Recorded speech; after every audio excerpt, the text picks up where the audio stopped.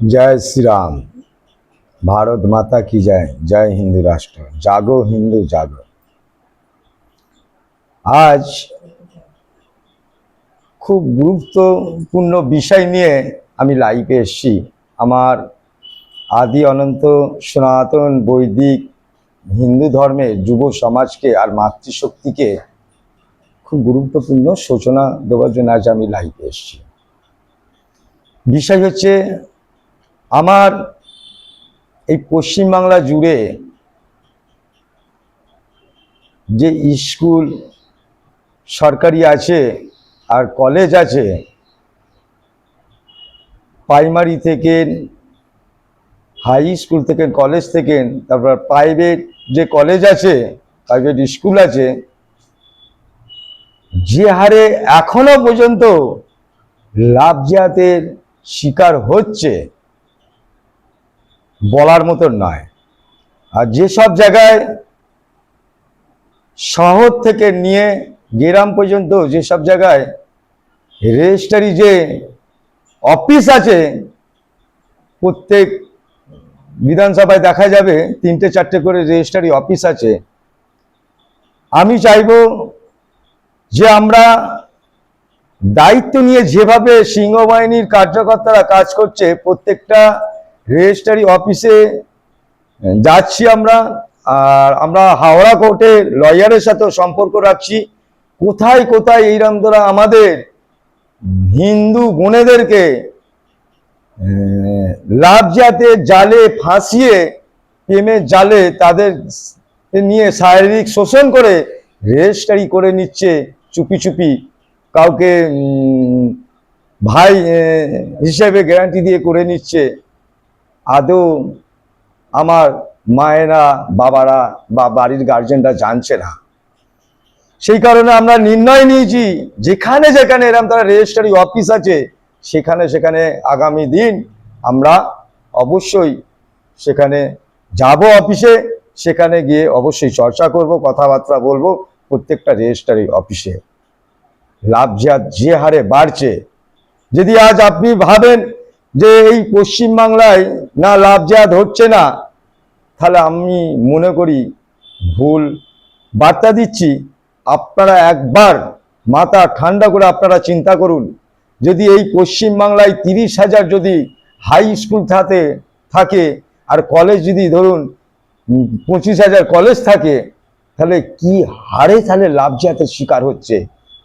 সব কিছু বিষয় নিয়ে যদি আপনি হিসেব করেন, তার দিন কয়েক হাজার হিন্দু মেয়ে লাভজাতের শিকার হচ্ছে, শুধু কলেজ আর স্কুল।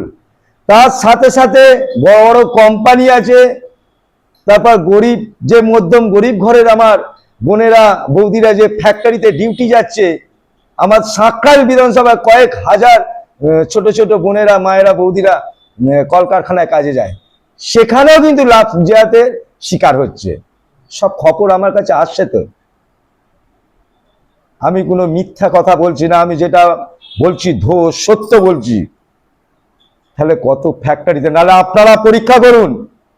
একদিন রানীহাটির মোড় থেকে নিয়ে, আর সাঁকরাইল রানীহাটির মোড় থেকে নিয়ে আর সরস্বতী ব্রিজ থাক, সকাল 8টা থেকে 9টা পর্যন্ত একবার রাউন্ড মেরে দেখুন, আমার কত হিন্দু মা বোনেরা ফ্যাক্টরিতে ডিউটিতে যায়।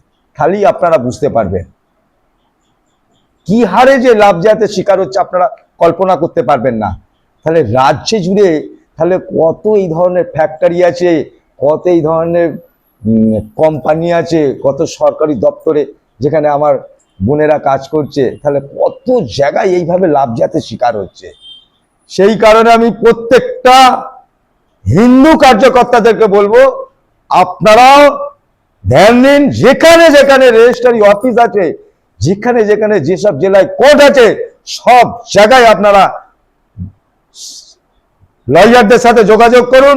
কোথায় কি কটা কি রেজিস্ট্রারি জমা পড়েছে এটাও খোঁজ নিন, তবেই কিন্তু আগামী দিন হিন্দু সমাজের মায়েদের, মাতৃশক্তিদের তবেই কিন্তু রোখা যাবে। নাহলে আগামী দিন যে হারে জেহাদিরা লাভজাতের পরিকল্পনা করেছে এই পশ্চিমবাংলা জুড়ে, আপনারা কল্পনা করতে পারবেন না। আপনারা হয়তো ভাবছেন বিজেপি সরকার এসে গেছে, আমরা তো হিন্দুত্ব রাজ করছি। না বন্ধু, না, ভুলে যান। আজ যদি ওনারা সংখ্যায় বেশি হয়ে যায়, এই বিজেপি সরকারকে থাকতে দেবে না, এই রাজ্যে কেন কেন্দ্র সরকারও থাকতে দেবে না।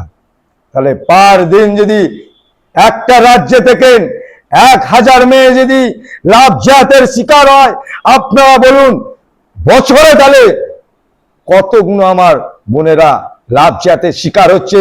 তার গর্ভে যে সন্তান জন্ম নেবে, আপনারা ক্ষেত্রে জেহাদি হবে না?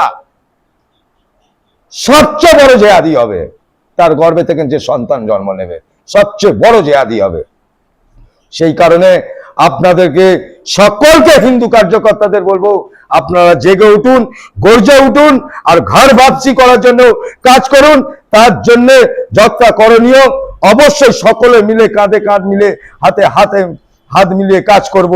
তার জন্য কেউ যদি বলে যে হিন্দু আতঙ্কবাদী, হ্যাঁ আমি হিন্দু আতঙ্কবাদী, আমার মা বোনেদের জন্য যদি নিজের জীবন চলে যায়, আমাকে কেউ যদি বলে এই হিন্দু আতঙ্কবাদী কোনো রাজনীতি নেতা, হ্যাঁ আমি মেনে নেবো, আমি হিন্দু আতঙ্কবাদী, হিন্দু মা বোনেদের মান সম্মান রক্ষা করার জন্য আমি মেনে নেবো, হ্যাঁ আমি হিন্দু আতঙ্কবাদী। জয় শ্রীরাম, ভারত মাতা কি জয়, জয় হিন্দু রাষ্ট্র।